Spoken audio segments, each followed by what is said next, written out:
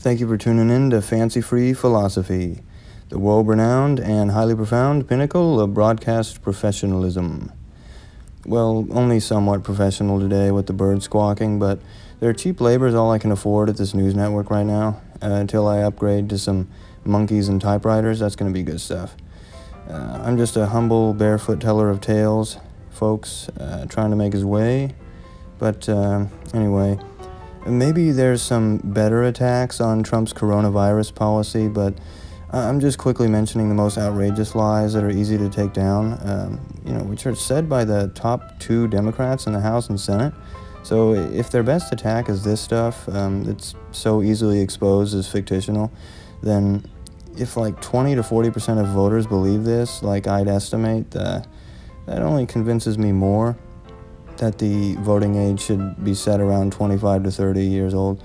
I mean, that might outrage some people, but if a genie could make it age 30, but I had to give up my vote for life to get that wish, I'd probably do it. Anyway, it's not often, but I agree with Democrats on some things, like ending the drug war. But with Corona, they're just saying what they want people to believe, that Trump's virus policy sucks. So earlier this week, the Democrat Party's Senate Minority Leader, Chuck Schumer, he's the leader of the Democrats in the Senate, obviously, attacked Trump for what he says is a drastically inadequate preparedness for the coronavirus, saying that the Trump administration has no plan, were his words. He said they had no plan. And then on Tuesday, February 25th, it's Democrat House Representative Ayanna Pressley said on CNN that, quote, "Their plan is no plan, and the fact of the matter is we are ill-equipped," unquote. So I guess she's kind of like Joe Friday, strictly the facts, ma'am, fact of the matter and all that. So yeah, we can trust all that. And then on Wednesday, the 26th, Democrat House Speaker Nancy Pelosi, obviously the leader of the Democrats in the House, remarked on Trump's response to the coronavirus, saying, quote, "What he's doing is late, too late, anemic. Hopefully we can make up for the loss of time, but we'll have to have professionals in place, the resources that are adequate, and not be using scare tactics about people coming back to our country," unquote. Now, first, really quick, why would Trump use scare tactics? To scare who? I mean, a panic could hurt the stock market enough to cause trouble for the economy, like barely 8 months before Trump hopes to be reelected. So that doesn't add up one bit. In fact, the only people who seem to want panic are Democrats who want to attack Trump by politicizing this virus. Anyway, it sounds like they must have some serious inside info showing that Trump has no plan because they found out he's a heartless Scrooge saving all the tax shekels so he can coat the White House in gold while he plays golf and eats some lobster and caviar for his lunch break. Oh wait, don't forget the monocle, cigar, and stack of gold coins. So if we take a look, I guess all his lazy ass has done is form a task force on January 29th that meets every day since then, facilitates interagency coordination between just about every agency in the executive branch, and it's led by Alex Azar, the head of Health and Human Services. And then on January 31st, Trump restricted travel from China to the United States, and for that he was yet again called racist by Democrats in the media, or to be precise, Democrats and Democrats.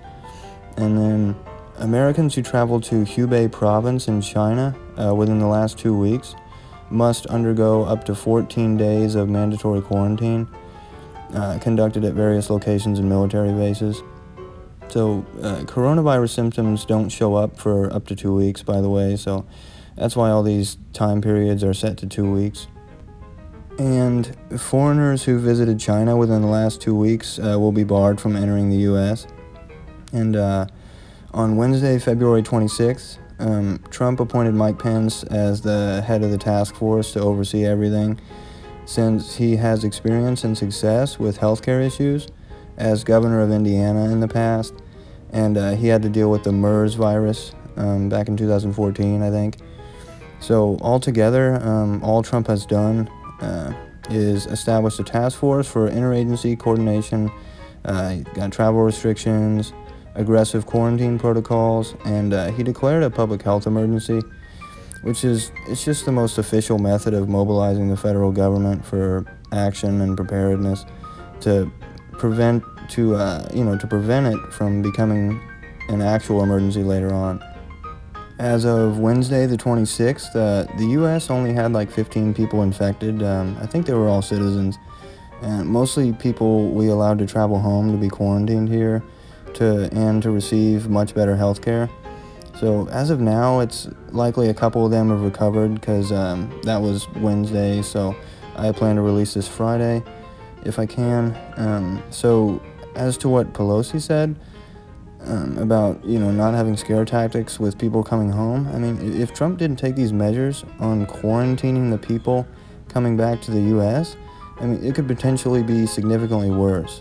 So that just makes no sense, but that's her signature move, not making sense. Also, when she says it's too late, like she's speaking as if Trump and his administration haven't taken any action until just recently, which is obviously BS, as we have just seen. Chuck Schumer, Ayanna Pressley, and Nancy Pelosi knew that Trump took swift and serious action like a month ago in January. So they're just disgraceful, selfish liars, in my opinion. Like, if they didn't know, then they're probably incredibly incompetent for supposedly being the best person to represent hundreds of thousands of people. Like, a House representative like Ayanna Pressley or Nancy Pelosi represents over 700,000 people typically, and Chuck Schumer, as a senator, represents like 20 million people in the state of New York. I bet you $20 that there's a few people who could represent these places who are not such shameless con artists.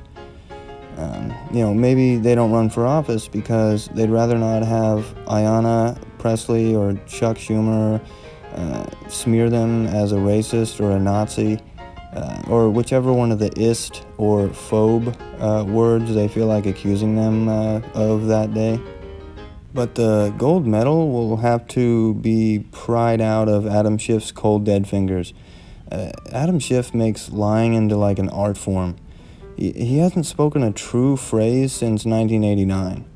I think February 1989, so...